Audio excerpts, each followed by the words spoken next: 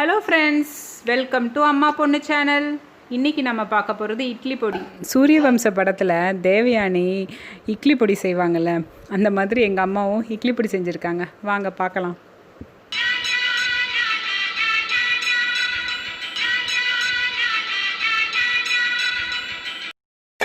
காலைல வச்ச இட்லி இருக்குது. அது குளிர் நேரத்தில் சில்லுன்னு சாப்பிட முடியாது. இட்லி பொடியாக தாளித்து சூடாக சாப்பிட்டா அது நல்லா சாப்பிட்லாம்.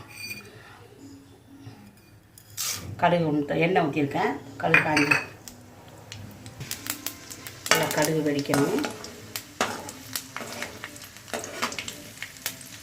பருப்பில் சிவப்பு தண்ணி நான் வெடிக்கிறேன். நல்லா கடுகு வெடிச்சு இந்த சிவப்பு வந்துட்டு வெங்காயம் பச்சை மிளகா அரிஞ்சு வச்சுருக்கேன். 2 வெங்காயம் 3 மிளகா பச்சை மிளகா நல்லா காரமாக இருக்கணும். நல்லா கொஞ்சம் காயத்தூள் போடணும். பெருங்காயம்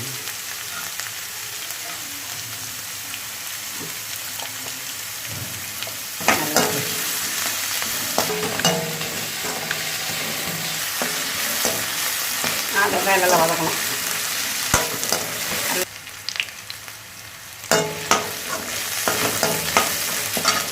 இட்லி பொடியை நல்லா உருத்துக்கணும்.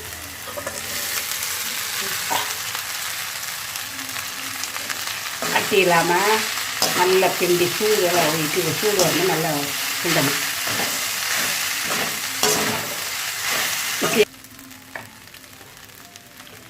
கொஞ்சம் காரத்துக்கு கொஞ்சம் மிளகா பொடி போட்டால் கொஞ்சம் வாசமாக இருக்கும்.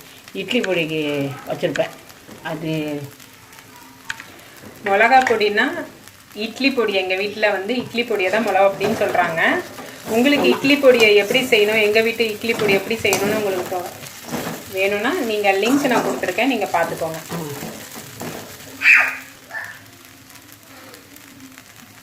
நல்லா தேவைக்கு நிறையா போட்டுக்கோங்க. காரத்துக்கு மாதிரி ஒரு வாசமாக இருக்கும். மிளகா பொடி போட்டால் வெறும் பச்சை மிளகா இருக்கிறது கொஞ்சம் மிளகா பொடி போட்டால் நல்லா சக்கமாக மிளகா பொடி போட்டேன். நல்லா வாசமாக